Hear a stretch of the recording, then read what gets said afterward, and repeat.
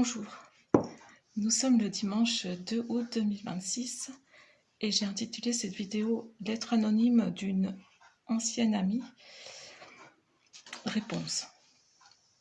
Alors, je ne pensais pas que j'aurais à faire une vidéo sur ce sujet. Je pensais que c'était quelque chose de classé pour moi, puisque c'est une lettre que j'ai, voilà, tout simplement brûlée, après l'avoir lue, bien sûr. Mais en fait, au vu des événements actuels, voilà, je pense que je m'accorde un droit de réponse. Je ne sais pas si la personne verra cette vidéo un jour, mais en tout cas, c'est quand même aussi une réflexion plus globale que ça et que je voulais vous partager. Donc, j'ai mis du temps à mettre en forme un peu mes idées, ce que je voulais vraiment dire à ce sujet. Et donc, ça fait déjà plusieurs semaines que je réfléchis à comment je vais présenter ça. Donc, j'ai écrit à plusieurs reprises. C'est pour ça, ça va être plutôt lire ce que j'ai noté pour ne rien oublier et aussi parce que c'est aussi un cheminement. Donc voilà, ce sera peut-être moins spontané, mais au moins je n'oublierai pas ce que je voulais exprimer ici. Donc ça remonte, alors en fait je ne sais plus trop quand j'ai reçu cette lettre, mais ça fait déjà un certain temps, puisqu'elle concerne le conflit à l'Est, et que c'était probablement dans les débuts, les premiers mois, enfin peu importe. Et donc un jour, je vais à ma boîte aux lettres et je vois une enveloppe avec mon adresse manuscrite.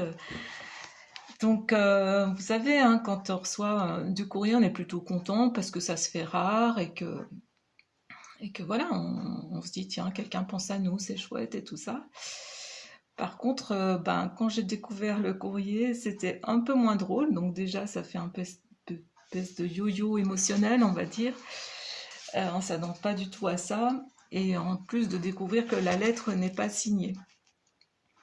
Donc je vais pas du tout, de toute façon je n'ai plus, je pourrais pas vous la lire et puis c'est pas l'important.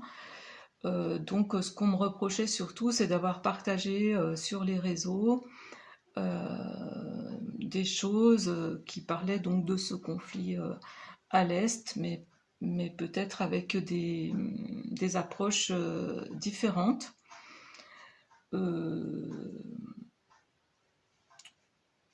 Donc voilà, donc je suis un peu... Et donc, déjà, la première chose, je voulais dire à cette personne que pour moi, évidemment, toute guerre, tout conflit est vraiment une horreur absolue. Et bien sûr qu'il faut avoir en tête que ce sont les populations qui, en fait, en sont les victimes et qu'on ne peut pas confondre les gouvernements et la population et le peuple. Voilà, pour moi, il faut faire une grande différence entre ceux qui gouvernent et le peuple qui subit les décisions. Mais voilà, pour moi, il n'a jamais été question d'y souscrire, mais essayer d'en comprendre les causes et les incidences.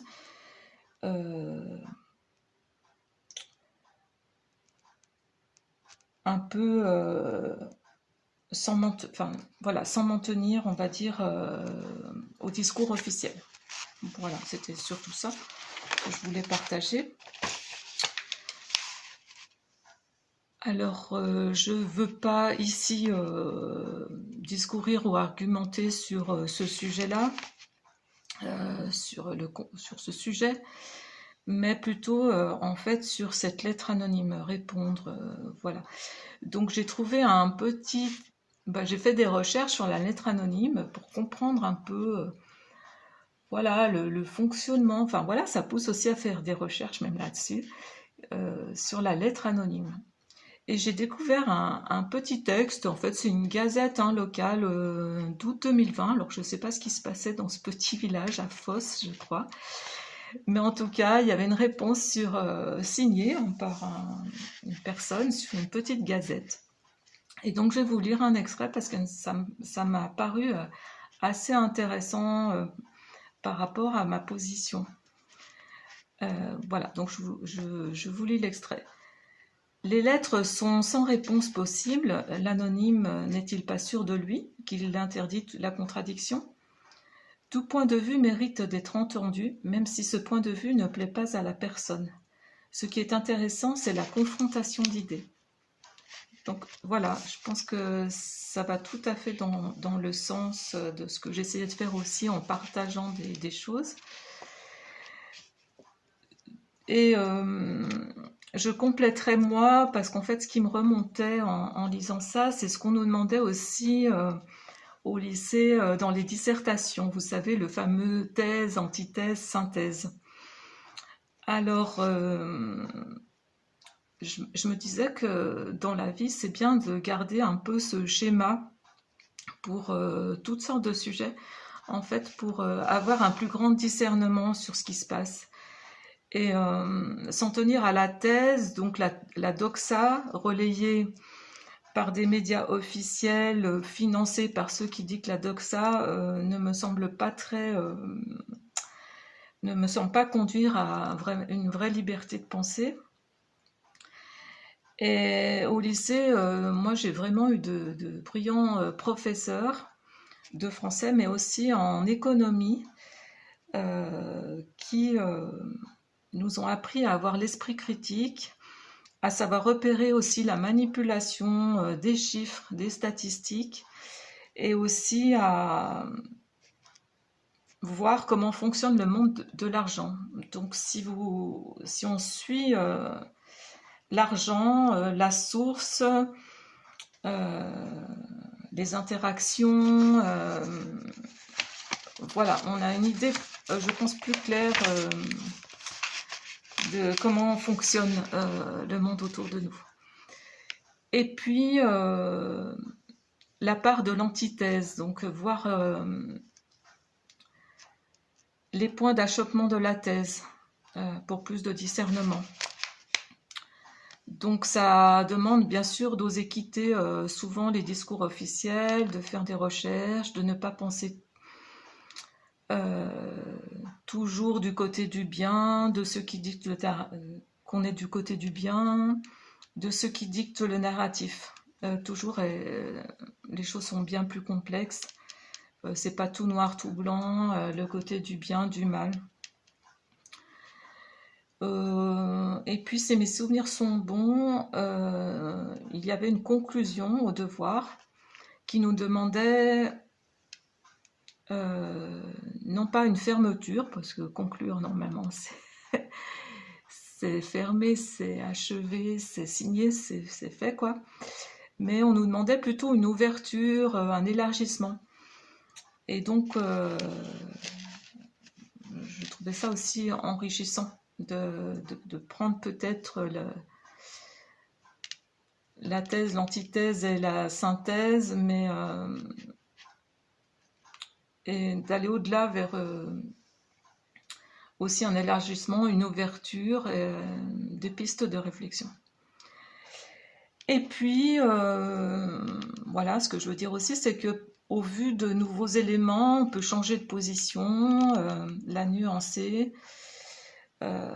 Voilà, rien n'est jamais complètement fermé. Et je pense que c'est ça aussi l'ouverture d'esprit, c'est de dire que voilà, on peut avoir des éléments nouveaux à un moment, d'autres informations, et puis peut-être des changements dans la situation. Donc voilà, ça c'est ma réponse sur le fond de la lettre, on va dire, enfin sans rentrer dans la polémique du sujet de la lettre, mais plus largement sur notre façon d'appréhender les choses. Donc sur la forme maintenant, donc c'était signé une ancienne amie. Donc je crois qu'il n'y a pas besoin de comprendre que c'est mettre fin à une amitié. Mais une amitié conditionnelle est-elle une amitié? Déjà, première question. Et puis, voilà, c'est un peu je l'ai ressenti un peu comme un coup près, une sanction qu'on veut me donner. Voilà, t'es plus ma copine. Bon, voilà, tu l'as bien cherché, quoi. C'est inadmissible ce que tu fais, ce que tu penses. Bon, voilà, ouais, c'est vrai que sur le coup, ça fait pas du tout plaisir. Et puis on se dit, ben, si c'est comme ça, c'est comme ça. Après tout, si la personne ne m'accepte plus pas telle que je suis, à quoi bon? Alors lui dire quand même qu'il y a une chose qui me dérange du fait que ce ne soit pas signé, c'est qu'effectivement on ne peut pas répondre, on ne peut pas se justifier, je dirais même pas se justifier, parce que j'ai rien à justifier, j'ai juste de me justifier, de réfléchir, de chercher des informations, j'ai pas à me justifier là-dessus. De les partager, ben dommage, j'ai pas à me justifier non plus. Bon, après, les gens peuvent me bloquer ou me dire arrête de m'envoyer des informations, c'est assez clair. Certains l'ont fait d'ailleurs, et je comprends très bien. Mais ce qui me gêne le plus, c'est que ben, le doute que ça met dans ses réseaux, dans son entourage, et de porter la suspicion peut-être sur certaines personnes, et ça, je ne trouve ça pas juste. Donc au début, je le faisais pas mal, et là, je laisse couler, en me disant, voilà, la vie fera les choses. Voilà, il faut continuer à faire confiance aux gens qui nous entourent. Voilà, donc cette expérience de lettre anonyme est très bousculante, mais à la sortie très intéressante. Et la dernière chose que je voudrais quand même dire, qui m'a posé vraiment beaucoup de questions, c'est de dire à certaines personnes, mais en fait, qu'est-ce qui sous-tend cette lettre anonyme au-delà du sujet? Alors, c'est un réel questionnement, parce que je pense que pas tout le monde, même si on n'est pas d'accord, on n'a pas tous cette façon de faire. Donc, j'ai eu pas mal de questions, donc je vais les énumérer. Donc, en fait, est-ce que ce que je partage, en fait, crée-t-elle une peur chez toi? En fait, ça crée une peur et que tu préfères être dans un déni total pour plus de confort. C'est possible parce que des fois, certaines informations peuvent être dérangeantes et ça, je le conçois tout à fait. Fais-tu partie des bons élèves qui se croient toujours du bon côté et qui veulent un peu, voilà, remettre de l'ordre dans tout ça et, et voilà, comment dire, une forme d'exclusion des complots, voilà, ou voilà, les soi-disant, enfin, des gens qui essayent de réfléchir. Donc voilà, est-ce que c'est je suis la bonne élève et toi tu es du mauvais côté, voilà, donc tu as une punition. Distribution de bons points, on va dire. Et puis sinon, est-ce qu'il y a autre chose en fait de plus inconscient, je te dirais, quelque chose qui te dérange dans ma vie, dans mes choix, qui fait que soudain il y a un sujet où peut-être tu peux m'attaquer. Voilà, alors ce ne sont que des suppositions, des questions, et bien sûr je ne suis pas toi. Voilà, je ne suis pas toi, et donc je ne peux pas imaginer ce qui peut entraîner ce type d'action. Cela dit, je vois que dans ce monde, dans cette société, on a de plus en plus de réactions de ce type, que ce soit des lettres anonymes ou de la délation, ce que je trouve très grave quand même. D'ailleurs, pour le petit signalement au passage d'un cousin sur un autre sujet qui m'a aussi menacé de me dénoncer à la gendarmerie. Merci mon cher cousin. Voilà, donc je voulais en parler aujourd'hui parce que c'est aussi ce phénomène-là que je trouve inquiétant. Que cette société engendre à la place de la solidarité, je pense qu'il devrait primer, surtout en ce moment, et qu'au contraire, on joue les divisions et par des moyens, je trouve pas très beaux. Donc voilà, c'était ma réponse. Je ne suis pas quelqu'un de procédurier ni de rancunier. Et je sais que la vie est impermanence et des gens rentrent et sortent de notre vie parce qu'à un moment on devait partager quelque chose et que la vie nous sépare, mais que de ce chemin partagé, il en est certainement ressorti des choses, toujours. Et que, qui sait, peut-être la vie nous remettra sur le même chemin ou nos chemins se croiseront, mais je ne pourrai pas te reconnaître puisque tu es anonyme. Voilà, c'était ma petite vidéo du jour. Enfin, je vais rectifier, puisque si tu restes anonyme. Voilà. C'était ma réponse et je pense que ça va bien au-delà et que ça peut interpeller pas mal de monde sur ce que nous vivons en même temps, sur plein de sujets et sur cette division et cette envie d'en découdre avec peut-être plutôt à réfléchir sur de la solidarité. Voilà, c'était mon questionnement du jour.